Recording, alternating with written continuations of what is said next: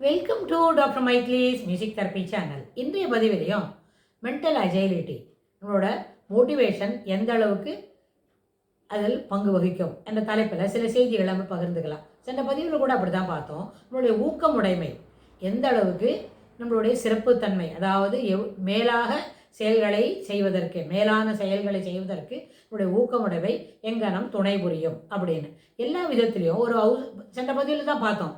ஒரு ஹோம் மேக்கருக்கு சொன்னால் அவங்களுக்கு இருக்க வேண்டிய ஊக்கம் அது அந்த லெவலில் அவங்கள என்ன பண்ணணும், வீட்டில் இருக்கிறவங்கள கவனிச்சுக்கணும், பிள்ளைங்களுக்கு தேவையானது செய்து கொடுக்கணும்.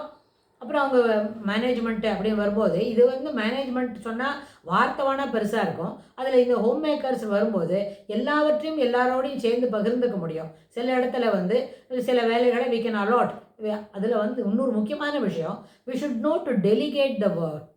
யாராவது ஒரு கொடுத்த நம்மக்கிட்ட நம்ம வீட்டில் 3-4 பேர் இருக்கிறாங்க, எல்லோரும் வேலை செய்வாங்க தான் அப்படின்னு சொன்னால் அவங்கள ஒர்க்கை அலாட் பண்ணலாம். ஒர்க்கை டெலிகேட் பண்ணிவிட்டு இதை செய்து கொடு அதை செய்து கொடு அப்படின்னு கேட்கலாம்.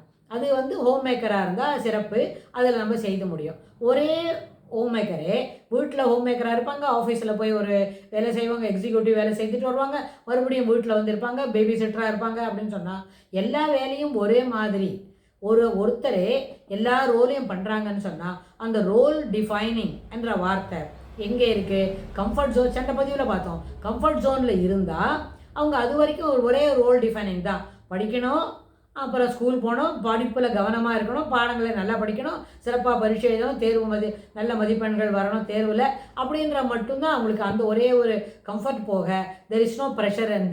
ஒரு அடலசன்ஸ் தாண்டிட்டாங்கன்னு சொன்னால் comfort zone, fear free zone, learning zone, knowledge zone அப்படின்னு சொன்னால் அந்த லெர்னிங் ஜோன் கம்ஃபர்ட் ஜோன்லேயும் இருக்கும், ஃபியர் ஃப்ரீ ஜோன்லேயும் இருக்கும், லேர்னிங் ஜோன் இருக்கும். லேர்னிங் ஜோன்றது என்ன? பாடங்களை கற்றுக்கொள்வது. எந்த விதமான பாடங்கள், பள்ளிக்கூடத்தில் படிக்கக்கூடிய பாடங்களாக இருந்தாலும் உண்டு, வாழ்க்கைக்கு தேவையான படிப்பினை முறைகள் அது இருந்தாலும் உண்டு.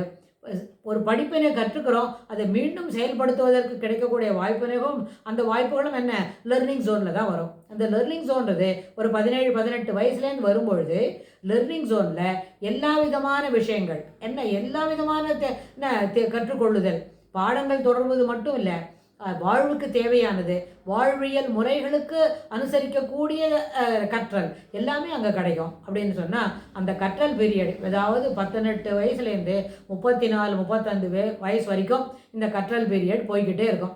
அந்த கற்றல் பீரியடில் எப்போவுமே கம்ஃபர்ட் ஜோன்றதை பேக் சீட்டில் தான் வைக்கணும். ஏன்னா கம்ஃபர்ட் ஜோன் சௌரியமாக மட்டும் இருந்துட்டு எந்த விதமான ஒரு கட்டுப்பாடு இல்லாமல் இருந்துட்டோம் வைங்க, அந்த கற்றல் பீரியடில் லெர்னிங் ஜோனில் நம்மளால் நிறைய விஷயங்களை கற்றுக்கொள்ள இயலாது. ரொம்ப விஷயங்களை இந்த வயசில் பிட்வீன் 19 and 35க்குள்ளே கற்றுக்கலன்னு வைங்க, 45 to 55ல் we will find difficult. 55க்கு அப்புறம் 60 இயர்ஸ் தாண்டிச்சுன்னா 60 to 70லையும் ரொம்ப புது விஷயங்களை கற்றுக்கொள்வதற்கு ஓரளவுக்கு தயக்கம் இருக்கும். அதில் ஒரு ஈடுபாடு இருக்காது. ஆனால் கற்றல் என்கின்ற அந்த காலகட்டத்தில் எல்லாமே கற்றல் தான். 3 வயது முதல் எல்லாமே கற்றல் கேட்டகரியில் தான் வரும். ஆனால் 3 வயதுலேருந்து 13 வயது வரைக்கும் கற்றல் இருக்கும்பொழுது அது கம்ஃபர்ட் ஜோனுக்குள்ளே தான் இருக்கும். வெறும் கற்றல் மட்டும்தான். கற்றுக்கொள்ளவில்லை என்றால் ஏன் கற்றுக்கொள்ளவில்லை என்பதற்கான எந்த விதமான கடினமான வார்த்தைகளும் தரப்பட மாட்டாது, கிடையாது. அதே மாதிரி 17 வயசு வரைக்கும் கூட சரியாக படிக்கலைன்னா நல்லா படிச்சுடும் நாளிலேருந்து அப்படின்றது மட்டும்தான் வருமே தவிர ஏன் படிக்கலைன்ற ஒரு தடிமனான வார்த்தைகள் அங்கே வருவதற்கு வாய்ப்பில்லை. எல்லா தகப்பனாரும் அது போல தான் இருப்பாங்க. ஆனால் படிக்கலைன்னா மட்டும் என்ன பண்ணுவாங்க, இது என்ன பண்ணணும், கவனமாக படிச்சுடும், கவனத்தை முழுசாக படிப்பில் செலுத்து அப்படின்னு சொல்லி தருவாங்க. முழுவதுமாக உன்னுடைய கவனம் படிப்பில் இருக்கணும், விளையாட்டை பற்றி யோசிக்காத. நம்மளுக்கு விளையாடினா மட்டும் போராது.